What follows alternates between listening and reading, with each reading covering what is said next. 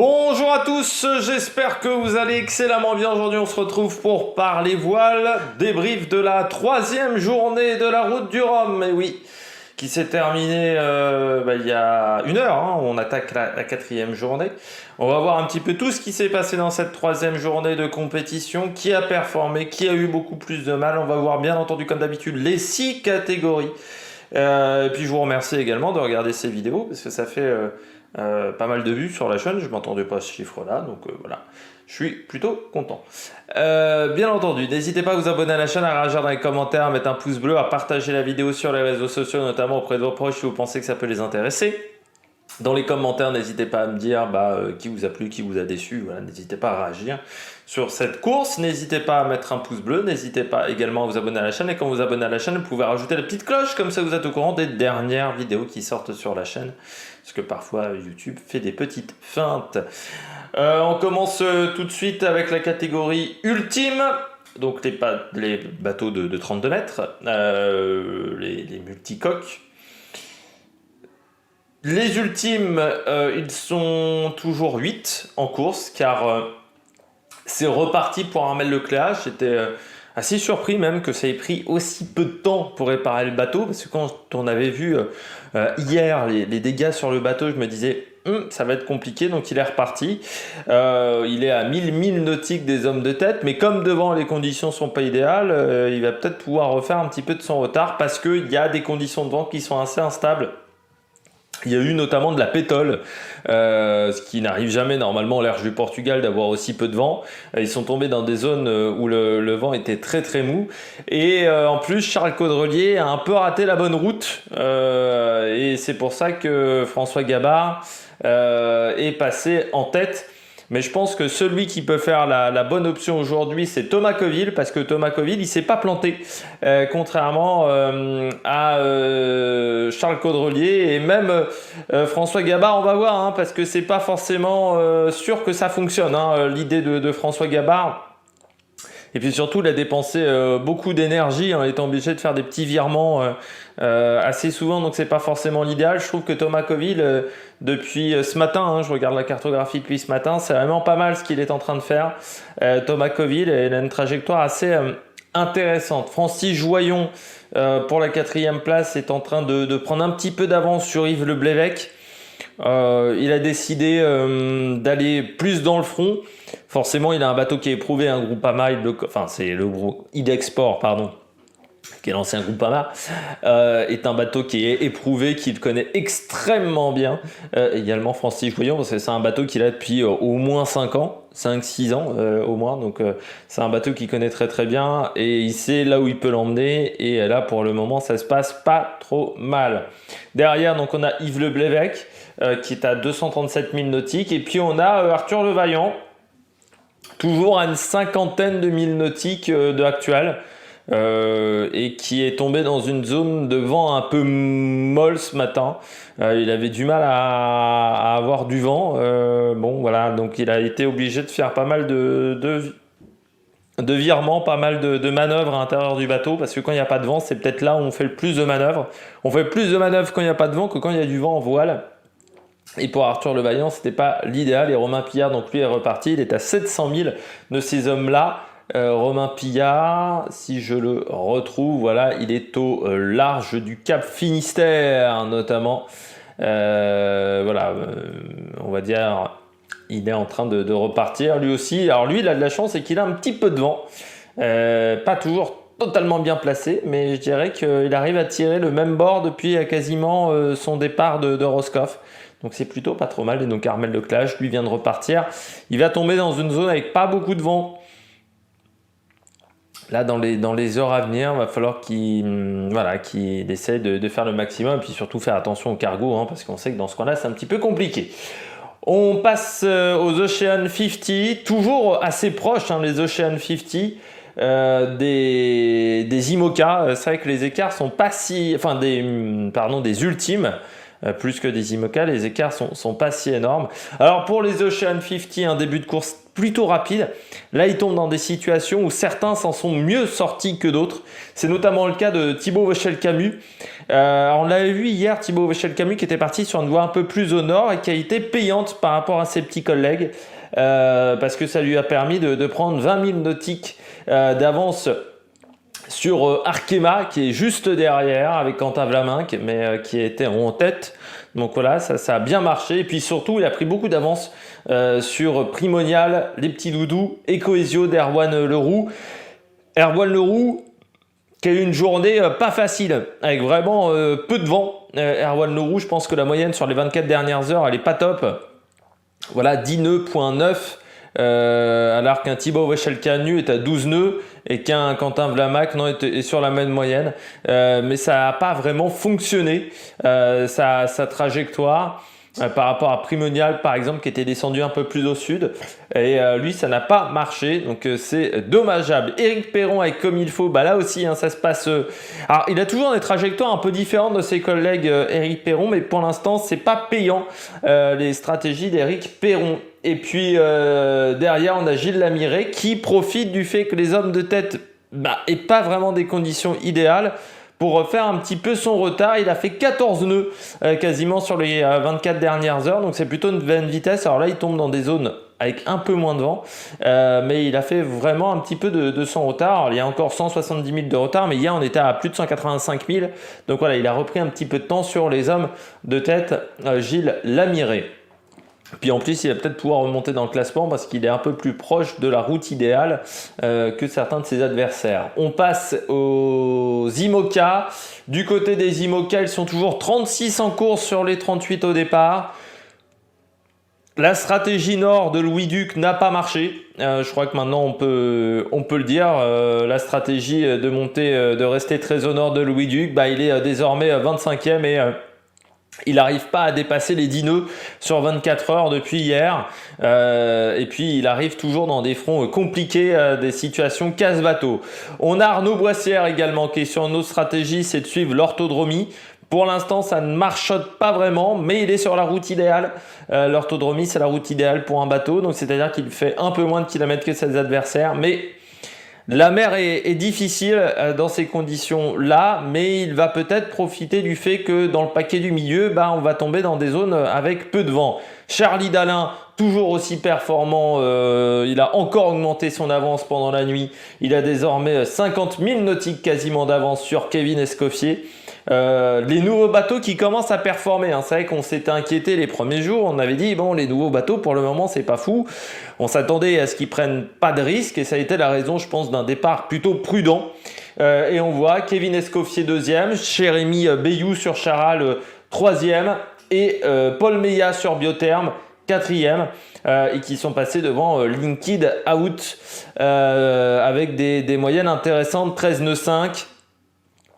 Par exemple pour Paul Meillat, on voit également, je voulais voir Holcim avec 13 nœuds, ils sont un peu plus rapides que l'homme de tête depuis quelques heures. Désormais 6e dans Maxime Soral avec VNB Montbana Mayenne, 7e Justine Métro qui a fait une très bonne journée, Justine Métro, parce qu'hier elle n'était pas dans le top 10, elle est rentrée dans le top 10.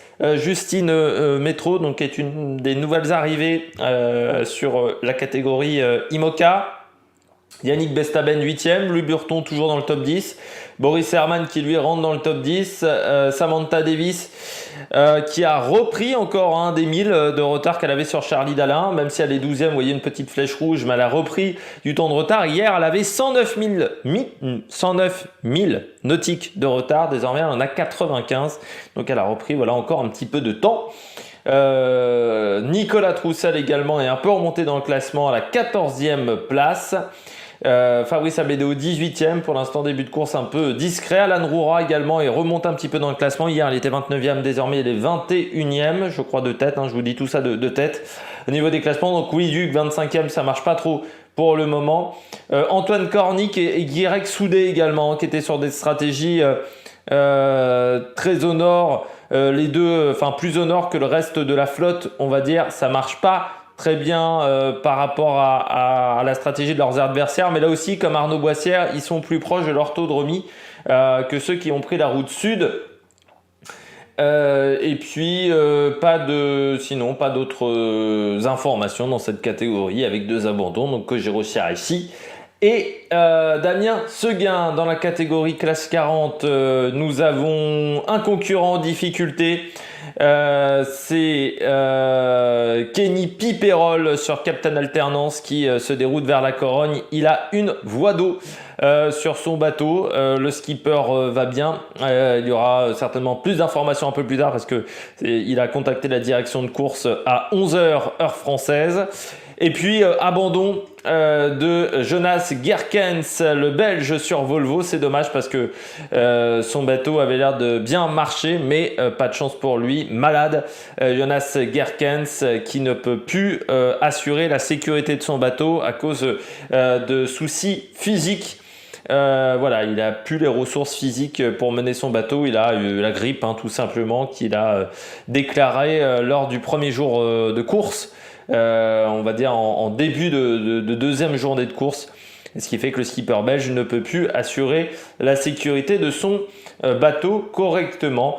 Du côté des classes 40, c'est toujours aussi serré comme on le voit au niveau de la carte, il y a toujours un gros paquet qui suit une route assez similaire. On voit que Corentin Douguet mène la meute, si on peut dire ça comme ça, avec Ambrogio Beccaria qui a pris une voie un peu plus au nord, qui a l'air de plutôt bien marcher parce qu'il est désormais 3e. Ça a l'air de plutôt bien se passer. On a Johan Richomme également qui a repris encore un petit peu de retard. Hier, il avait 20 000 nautiques. Désormais, il n'en a plus que 11 de retard sur ses petits copains. Xavier Macaire est désormais 2e. Luc Berry 4e. Et c'est Jan Lipinski qui n'a pas passé une très bonne journée. Il est désormais 7e alors qu'hier il était très performant, Jan Lipinski. Dans cette course, Amélie Grassi a bien remonté parce qu'hier ça avait été un petit peu compliqué. Cross-call, Aurélien Ducrot toujours à la porte du top 10. Antoine Carpentier un peu plus loin avec Renman. La nuit n'a pas été facile pour Antoine Carpentier. Il disait il faisait du surf sur les vagues notamment. Et puis Kostelic lui est 47e et Jean Galfione est 48e. Jean Galfione qui a réparé et qui est reparti. Jean Galfione, il est reparti hier en fait. Quand on avait enregistré la vidéo, il était déjà reparti. Jean Galfione avec Serenis Consulting et devant c'est toujours une grosse bagarre. C'est pas simple. C'est pas simple. On voit Kenny Piperol qui est dans le sens inverse des autres concurrents et on voit qu'il y a un gros paquet. C'est une solitaire du Figaro, c'est-à-dire que c'est encore la grosse bagarre et pour l'instant il n'y a pas vraiment un concurrent qui se détache par rapport à ses adversaires. On voit qu'il y a des concurrents sur la voie un peu plus au nord, donc un peu plus proche de l'orthodromie, mais qui vont avoir certainement un peu plus de vent fort au niveau du front. Donc il va falloir voir comment ça fonctionne. Du côté des Roms Multi, toujours des problèmes pour le bateau flot de Philippe Poupon qui est désormais à la Corogne. Encore des soucis techniques sur le bateau de Philippe Poupon. Sinon pour les autres concurrents, changement également de leader dans cette catégorie avec Gilles Bucanaout sur Gess qui est passé en tête. Gilles Bucanaout qui est sur une voie plus au sud que ses adversaires et donc comme dans beaucoup de situations, ça s'est un peu mieux passé. Gilles Bucanaout, le problème c'est qu'il va tomber dans une zone de molle dans les heures à venir. Donc il va falloir voir comment il va gérer ça. Il va falloir faire certainement pas mal de virements de bord. Brioc Maisonneuve, lui, est 2e. Lui qui est en tête, il avait 20 000 nautiques d'avance. Il en a désormais 8 de retard. Mais il a conservé à peu près le même écart avec Roland Jourdain qui est 3e et qui est ici. Je vous le montre avec mon icône. Voilà. Du côté de Roland Jourdain qui avance toujours à peu près la même vitesse. Loïc Escoffier 4e qui a fait une belle journée. Loïc Escoffier en remontant un petit peu dans le classement. Et puis Marc Guillemot 5e. On voit que les 5 premiers sont en moins de 50 000. Après l'écart est un petit peu plus lointain avec GDD et Guyadé Savéol pour le moment. Et puis le petit acapella, la chaîne de l'espoir de Charlie Capel est 10e et Happy qui est également un autre acapella de Laurent Ettheimer et pour le moment 12e. Et en Rome mono, Jean-Pierre Dick en tête. Jean-Pierre Dick avec notre Méditerranée, Ville de Nice, qui est en fait un bateau de plaisance qui a été transformé pour le rendre un bateau de course, et bien qui pour l'instant est en tête et qui a pris, vraiment il a fait une belle journée, hein, Jean-Pierre Dick hier, en prenant pas mal d'avance, notamment sur Catherine Chabot, parce que les deux sont depuis le départ sur des trajectoires assez similaires. Ils étaient assez proches jusqu'à maintenant, Catherine Chabot et Jean-Pierre Dick, hein, ça se tenait en moins de 10 000 nautiques, et bien là désormais 50 000 nautiques en une journée, donc les 24 dernières heures se sont très bien passées pour le concurrent du sud de la France, car Catherine Chabot voilà, est allée quasiment 2 nœuds moins vite que lui. Wilfried Clerton, qui lui aussi avait décidé de prendre une trajectoire très au nord, eh bien ça n'a pas, pour l'instant ça n'est pas très intéressant cette trajectoire très au nord. En plus il est dans des conditions vraiment de mer pas faciles avec beaucoup de vent. Parce que voilà il y a plus de 40 nœuds, voilà, il doit être entre 35 et 40 nœuds de vent, donc pas facile en ce moment pour Wilfried Clerton. Puis Willy Bissinte toujours au 4e, mais qui a également pris un petit peu de retard par rapport à Jean-Pierre Dick. Et puis on a un concurrent qui suit l'orthodromie, là également c'est Daniel Écalard sur SOS Pare-Brise, qui a décidé désormais de suivre l'orthodromie pour le moment, et on va voir ce que ça va donner également pour ce concurrent là dans la course. J'espère que vous avez aimé cette vidéo. Si vous avez aimé cette vidéo, n'hésitez pas à vous abonner à la chaîne, n'hésitez pas à réagir dans les commentaires, à mettre un pouce bleu, à partager la vidéo sur les réseaux sociaux, notamment auprès de vos proches. Demain, la vidéo sera pas à la même heure parce que je pense que je vais enregistrer vers 11h, vers 10h30, 11h, je pense demain. Donc la vidéo devra arriver un petit peu plus tôt dimanche. Par contre, lundi, on prendra le même horaire d'enregistrement. Donc normalement vous aurez votre vidéo de lundi à peu près à la même heure qu'aujourd'hui. N'hésitez pas à vous abonner à la chaîne, à réagir dans les commentaires, ça c'est déjà dit. Puis nous on se retrouve pour de nouvelles aventures sur la Meilleure Production. Ciao ciao.